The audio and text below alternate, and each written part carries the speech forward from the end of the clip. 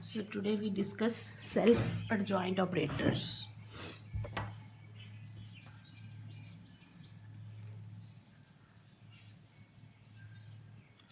Self-adjoint operators that gives you interesting analogy between the complex algebra C.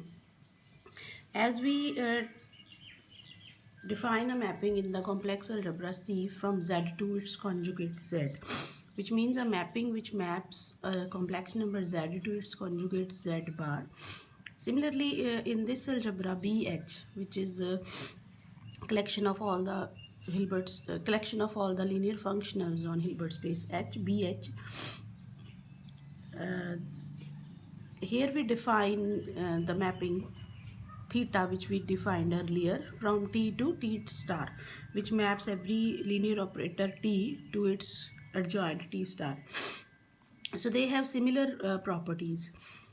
So now we define self-adjoint operator. As the name indicates, an operator is called self-adjoint operator if it is equal to its adjoint. So we can say an operator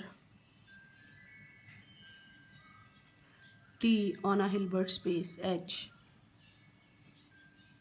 is said to be self-adjoint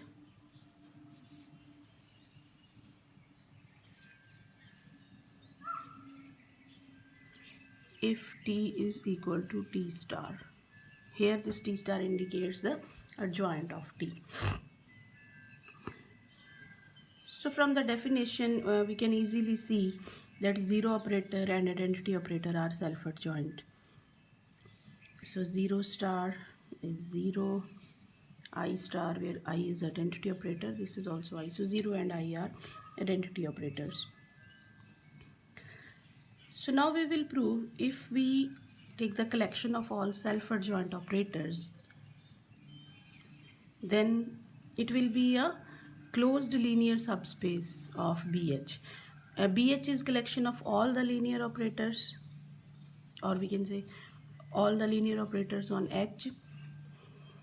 So BH, this is collection of all linear operators on H. And now we take the collection of all self-adjoint operators. So that collection, that will be obviously a subspace of BH. So now we will prove the self-adjoint, the theorem A, self-adjoint operators in VH, they form a closed linear real subspace, real linear subspace of BH. And if it is closed real linear subspace of BH, now since BH is a complete space and this is a closed subspace, so every closed subspace of a complete space is also complete. So this collection of self-adjoint operators, that is again a complete space, so it will be a real Banach space, and therefore a real Banach space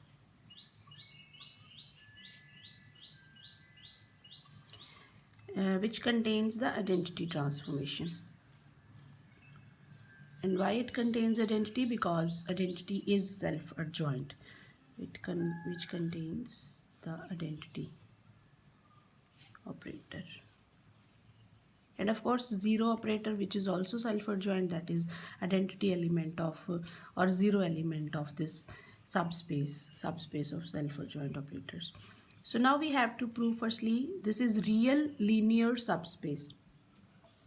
So in this case we want to prove if A1 and A2 are self-adjoint and alpha and beta are real numbers. That means basically we want to prove that any linear combination of self-adjoint operators over the real numbers, that is again a self-adjoint operator. So we want to prove here that alpha A1 plus beta A2, this is also self-adjoint operator. That means its conjugate is also equal to itself. So Now when we take conjugate of this, then by rules it will become alpha conjugate, which is alpha bar conjugate of alpha, a1 conjugate plus beta conjugate a2 conjugate. Now since alpha and beta are real numbers, so alpha bar is just alpha and beta bar is just beta. And secondly, a1 a2 are Selford joint operators, so a1 star is just a1 and a2 star is just a2. So alpha a1 plus beta a2 का adjoint of this operator alpha a1 plus beta a2 is equal to alpha a1 plus beta a2. Therefore this is also self-adjoint. This is self-adjoint. So this thing proves that collection of all self-adjoint operators is a real linear subspace of BH.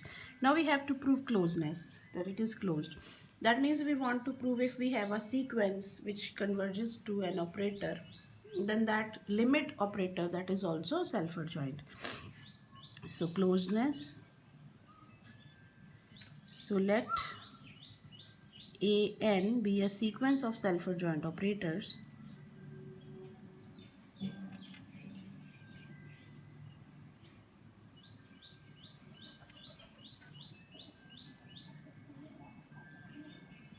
which converges to, let us say, operator A.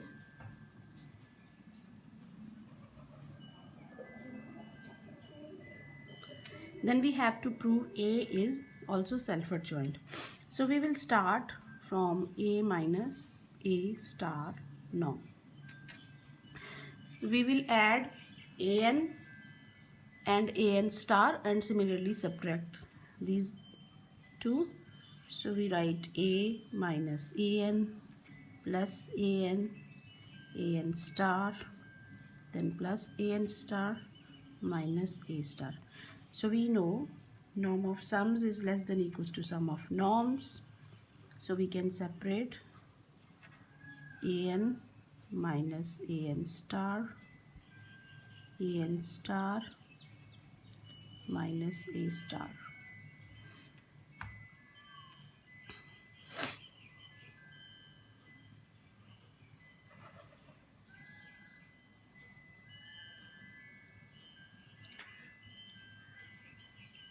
Now since an is self-adjoint operator, so an and an star are same, so this norm is 0 and we have left with only two norms, this and this. Now this an star minus a star can be written as an minus a star. Now since an converges to a, so a minus an norm, this converges to 0. Similarly an minus a here also converges to 0, and we know 0 star is also 0, so this also converges to 0. So this converges to 0. Now a minus a star is less than something which is converging to 0, so it means a minus a star is 0. So a is equal to a star, therefore a is self-adjoint. Now if a is self-adjoint, so this collection of self-adjoint operators, this is a closed real linear subspace and hence a real Banach space.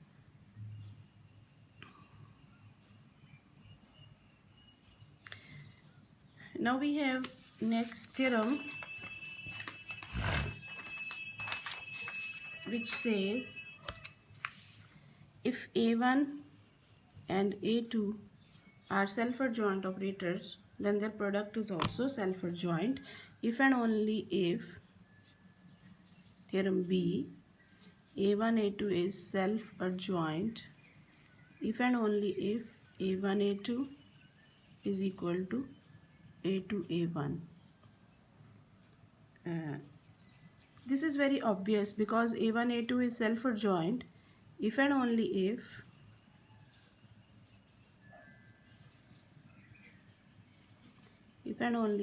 a1 a2 star, this is equal to a1 a2. But we know this adjoint operator, this reverses the products, so it will become a2 star a1 star, this is equal to a1 a2. Now we know A1 and A2 are self-adjoint operators. So this A2 star is A2, this A1 star is A1. So this is equal to A1, A2. So this is self-adjoint if and only if A1, A2 commute with each other.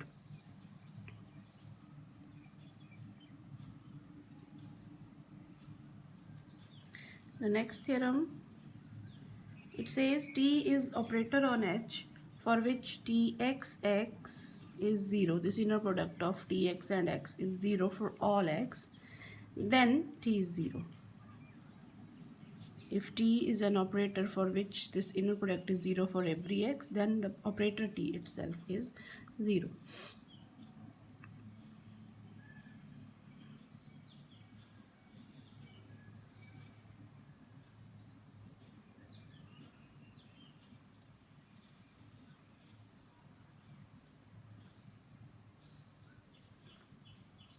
So we will prove only here that Txy, this is 0 for all x and y. If we prove this Txy is equal to 0 for all x and y, then the operator T is equal to 0. This is because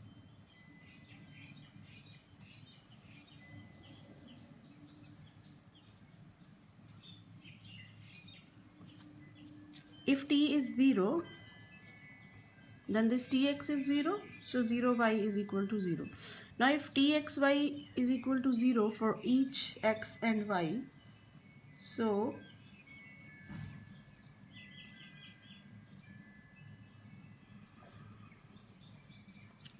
we want to prove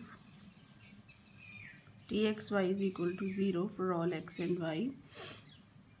So let us firstly prove this. So start with this T alpha x beta y and alpha x beta y,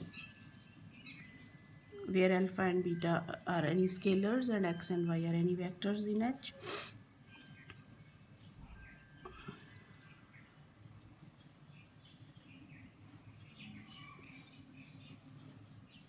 So by linearity, this can be written as alpha tx beta ty alpha x beta y.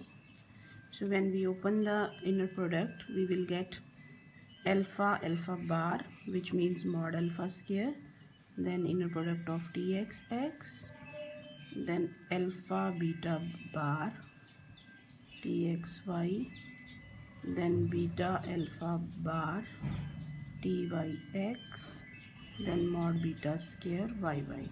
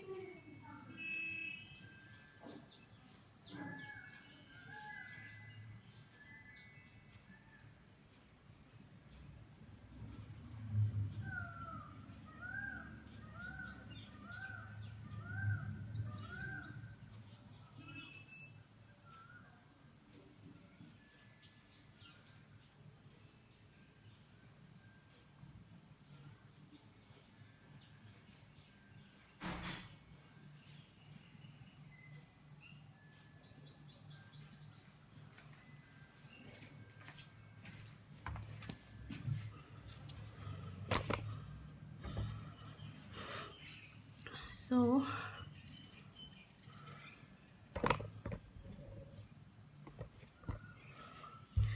from this we can conclude that T, this inner product minus this factor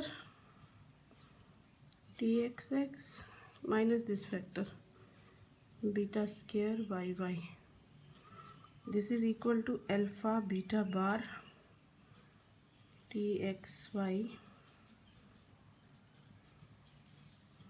alpha bar beta Tyx.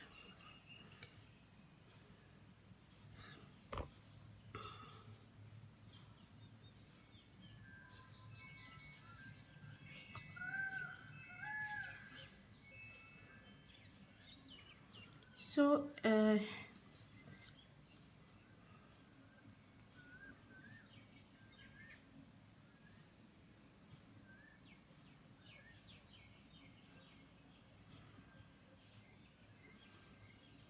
by our hypothesis that if Txx is 0, in this theorem actually we want to prove if Txx is 0 then T is 0. So this is given Txx is 0. We have to prove T is equal to 0. So we will prove Txy is 0 for all x and y because we know this result. T is 0 if and only if Txy, this is 0 for all x and y. So Txx is 0. So if we assume this is x, alpha x plus beta y. So Txx, this is 0. Similarly here Txx, this is 0. Sorry, this is not yy, this is Tyy. So this is also 0. So left hand side of this identity is 0. Since, let us say this is equation 1. Since Txx is 0 for all x, so left hand side of 1 is 0. Therefore right hand side is also 0.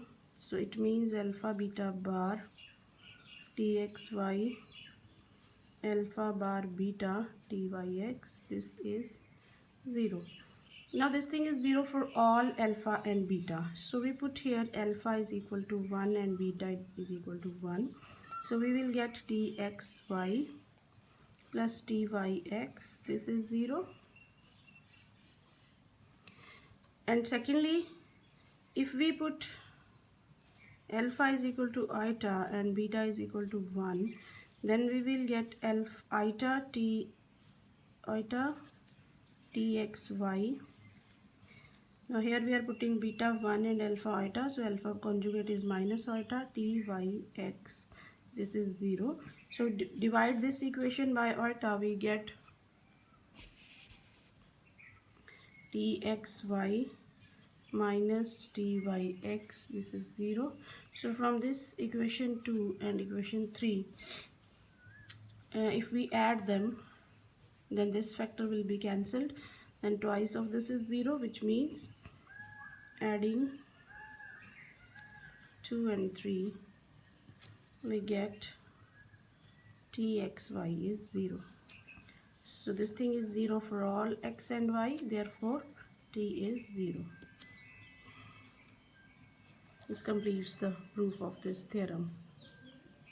Then we have next theorem, theorem D. This says operator is self-adjoint if and only if Txx is real for all x. So in the previous theorem we have proved that Txx is 0 for all x, then T is 0.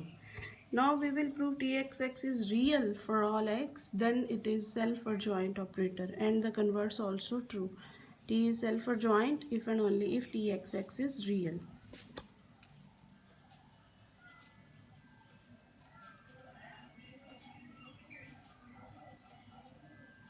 For all x.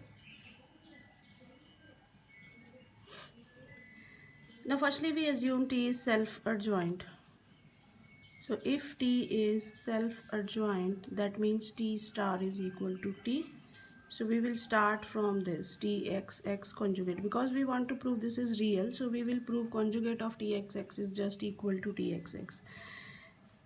So this will be, because we know inner product is conjugate symmetric, so a conjugate of txx is just x tx, and this is x t star x, because t is equal to t star, t is self-adjoint operator.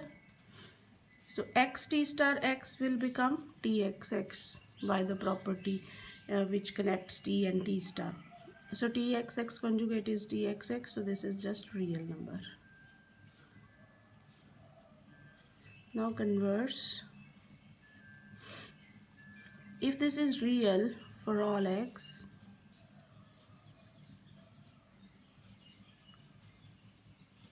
then it is equal to its conjugate, and this txx is just x t star x, so its conjugate. Now conjugate of x t star x is by the property of inner product, this is t star x x, and this thing is true for all x. So txx is t star x x for all x, which means t minus t star x x, this is 0 for all x. Now if this thing is 0 for all x, then by our previous theorem, if some t x x is 0 for all x, then that t is 0. That means this is 0 by theorem C. So it means t is equal to t star, which means t is self-adjoint.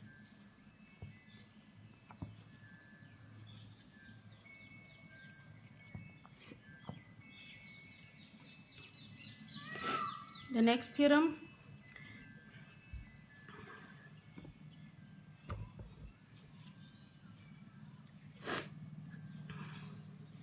this theorem says the real Banach space of all self-adjoint operators, because we have already proved the self-adjoint operator forms a real Banach space.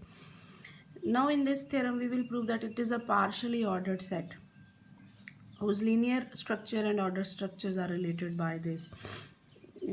This is a partially ordered set in which we define this. If A1 and A2 are related by this, A1 is less than equals to A2, then A1 plus A less than equals to A2 plus A for each operator A. And secondly, if A1 is less than equals to A2 and alpha is any non-negative scalar, then alpha A1 is less than equals to alpha A2. Obviously this alpha here is real number because we are talking about real Banach space. So these relations is obviously reflexive and transitive. We have to prove just antisymmetry. So for the antisymmetry, we have to assume that A1 is less than equals to A2 and A2 is less than equals to A1, and we want to prove they are equal. So if A1 is less than equals to A2 and A2 is less than equals to A1, then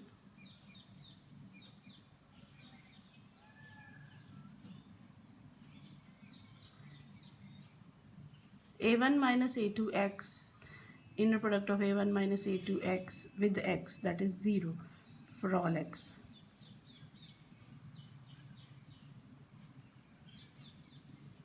So firstly we prove here that this real Banach space of self-adjoint operators is a partially ordered set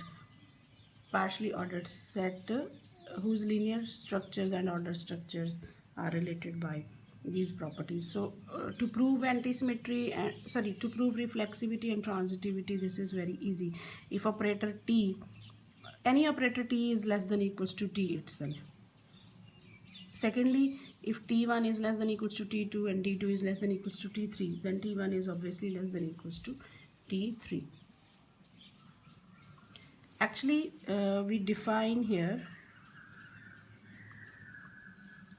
any operator a1 less than equals to a2 if, because the relation between the operators we want to define, they are less than, but we know corresponding to a1, this a1xx, this is a complex number. Similarly for a2, a2xx, this is a complex number. So we define a1 less than equals to a2 if a1xx is less than equals to a2xx for each x. So this relation is reflexive and transitive, obviously.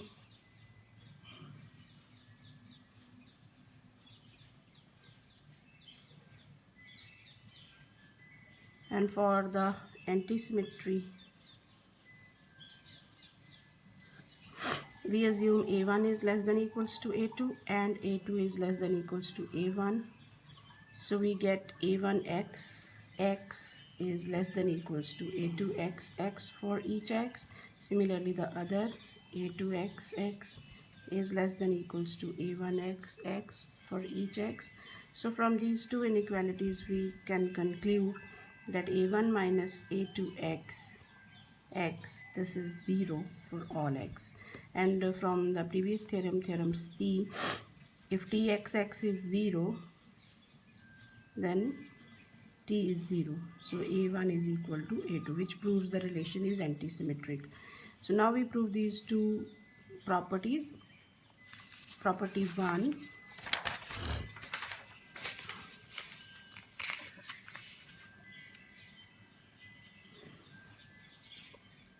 now property 1, if a1 is less than equals to a2, then by definition a1xx is less than equals to a2xx for all x. Then we will add axx on both sides.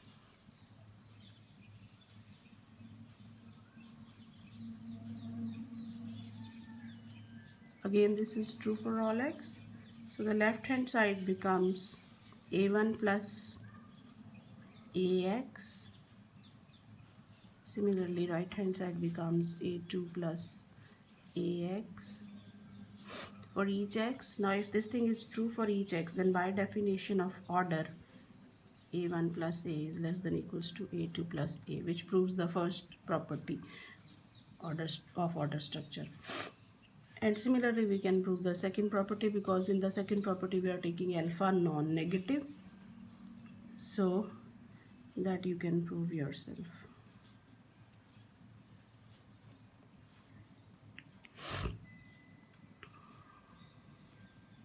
Now a self-adjoint operator is called positive. Now we define positive self-adjoint operator. A self-adjoint operator A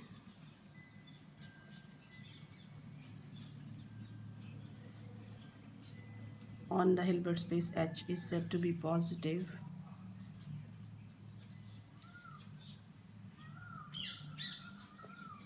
if A is greater than equals to 0. Now we can write A greater than equals to 0 because we have defined order here. So A greater than equals to 0 means ki AXX, this is greater than equals to 0 for each x in H. So obviously we can say 0 and identity operator, they are positive operators, because for 0 operator 0xx is 0, and for identity operator IXX, that is just xx, and that is norm of x square, so it is always non-negative. So I is positive operator.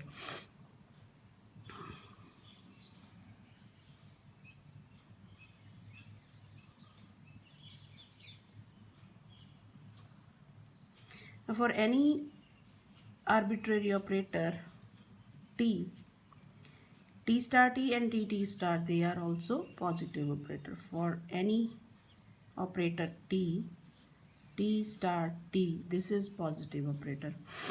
And now let us take t star t x x, this is tx dx, and this is norm of dx square, and since norm is non-negative, so since this is non-negative for all x, so this t stars t is positive operator. Similarly, we can prove t t star, this is positive operator. So t t star x, this is just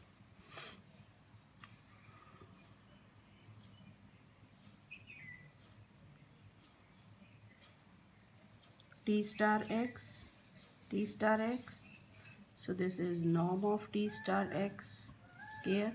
Again, this is non-zero, greater than equals to 0. So this is also positive operator. Now in the next theorem, theorem F, we will prove if A is positive operator, then I plus A is non-singular. If A is positive, then I plus A, where I is identity operator, this is non-singular. So in particular, we can say I plus t star t and I plus t star are non-singular, because we have proved for any operator t star t and t star, they are positive operators. So for any positive operator, I plus that operator is non-singular. So it means I plus t star t and I plus t star, they are also non-singular. So if we want to prove it is non-singular, so we have to show only it is 1 1 onto mapping, because non-singularity means it is invertible operator. So invertible means it is 1 1 onto mapping of h onto itself. So firstly we will prove it is 1 1. So let us take I plus a x is 0. We want to prove x is 0. Then it will be 1 1 operator. So if I plus ax is 0, that means ix plus ax is 0. So ix is just x. Then x plus ax is 0, which means ax is equal to minus x, which means axx, this is minus x, and this is minus of norm x square, and this is,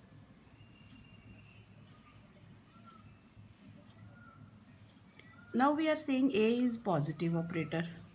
So also axx is greater than equals to 0 for all x, because a is positive operator. But we have proved axx is minus of norm x square, so it is negative quantity.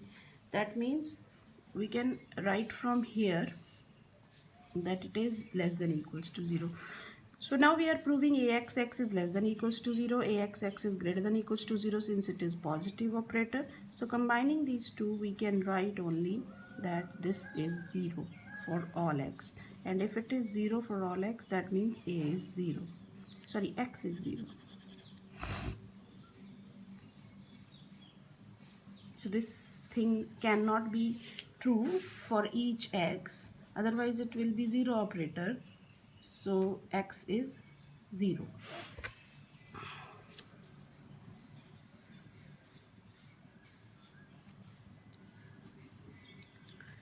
Actually, we have taken some x for which I plus a is 0, and for that x we have proved axx is less than equals to 0.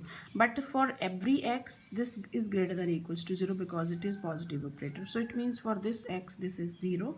So x is 0. So it shows that a is 1 1. Now we prove it is closed. It is onto operator. So we will prove here now the range of I plus a, that is, sorry, not a is 1 1, I plus a is 1 1.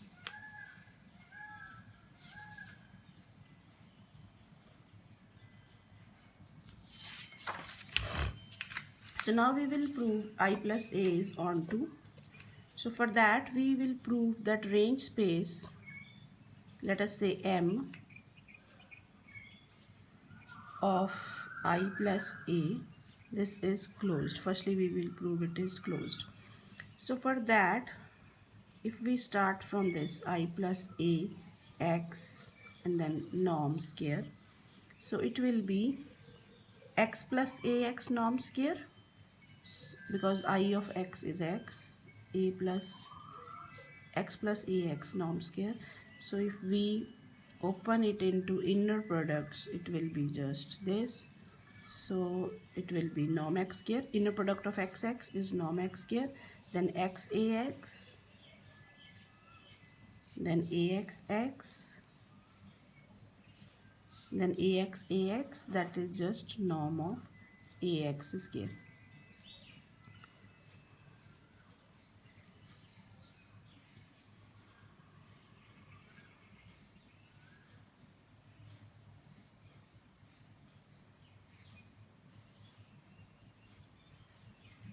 Since we are taking real Banach space, so this xax and axx, they will become same. So this thing becomes twice of axx.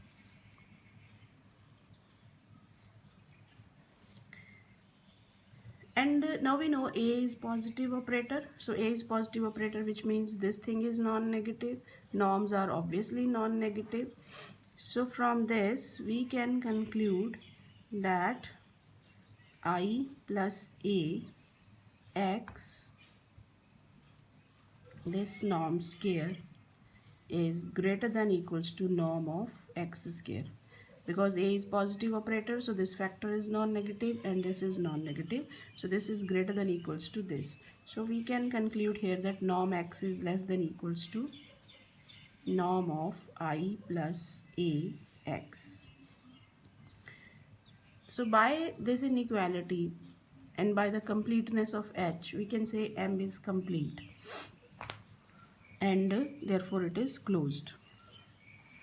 Why we can say this is complete? Because if we take any sequence, now we are taking range space M of I plus AX. So this I plus AX, this belongs to range space. And we are saying norm x is less than equals to this. So if we take a sequence of vectors, let us say yn, in the range space I plus A, and because this is range space, so for every yn there exists xn such that yn is I plus A of xn, and we know xn is less than equals to I plus A of xn. That means xn is less than equals to yn. So the sequence xn is convergent by the convergence of the sequence yn. So M is complete space by the completeness of H.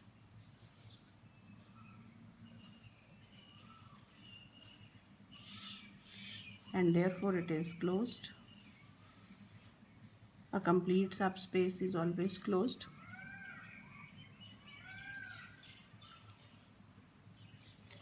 Now we will prove that M is equal to H, means the range space is equal to the whole of space, because we want to prove that I plus A is onto.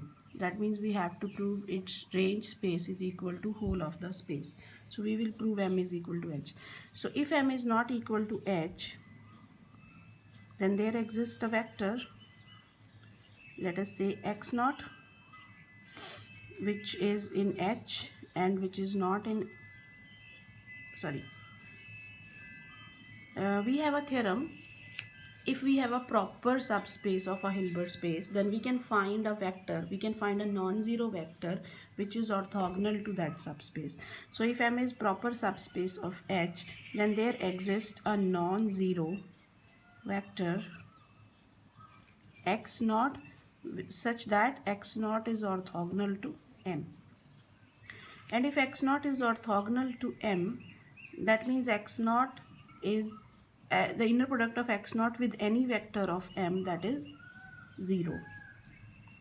But we have this factor that x naught plus into I plus A x naught, this is 0.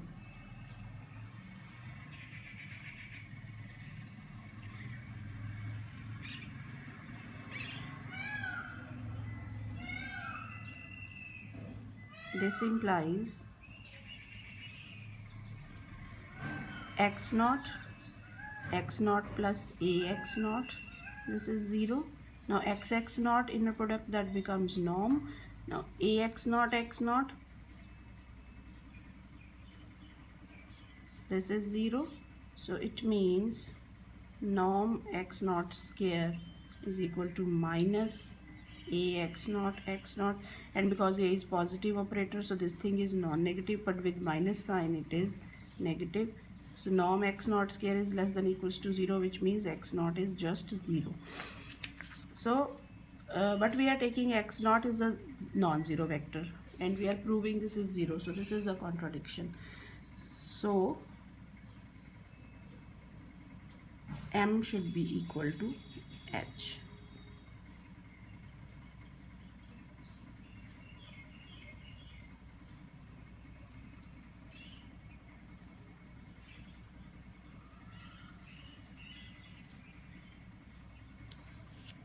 Now here this I plus ax naught belongs to m because m is range space of this, so any image element belongs to m, and x naught is perpendicular to m, so it means x naught is perpendicular to this vector also, so that's why this is 0, and that will gives us x naught is equal to 0, and that is the contradiction.